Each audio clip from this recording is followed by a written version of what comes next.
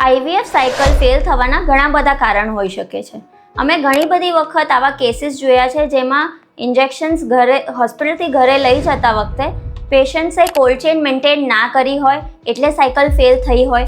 કદાચ આ એક કારણ હોઈ શકે છે. હવે જ્યારે પેશન્ટ્સને અમે ઇન્જેક્શન્સ આપીએ ઘરે લઈ જવા માટે તો હોસ્પિટલમાંથી પહેલા દિવસે તો હોસ્પિટલથી ઇન્જેક્શન આપીએ, પછી પરંતુ બીજા કે ત્રીજા દિવસના જે ઇન્જેક્શન હોય અમે ઇન્સ્યુલેટેડ બોક્સમાં આઈસ બોક્સમાં પેક કરીને આપીએ.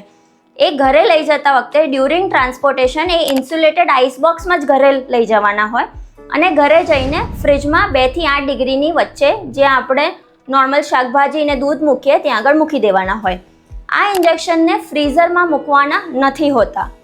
ઘણા બધા ઇન્જેક્શન જેમ કે HMG, સેટ્રોએલિક્સ, FSH આ બધા હોર્મોન બેઝ પ્રોટીન ઇન્જેક્શન્સ છે, એટલે આ બહુ જ હીટ સેન્સિટિવ ને ટેમ્પરેચર સેન્સિટિવ છે. અગર તમારા કોઈ બી ઇન્જેક્શન મિસ થયા હોય કે હીટથી એક્સપોઝર થયું હોય, તડકામાં મૂકી રાખ્યા હોય કે બેગમાં બહાર પડી રહ્યા હોય તો તમારે તમારા હોસ્પિટલમાં તરત ઇન્ફોર્મ કરવાનું. જો આવી નાની નાની ભૂલોને ધ્યાન રાખવામાં આવે તો આપણી આઈવીએફની સાયકલ સક્સેસ થવાના ચાન્સ વધી જતા હોય છે. Thank you.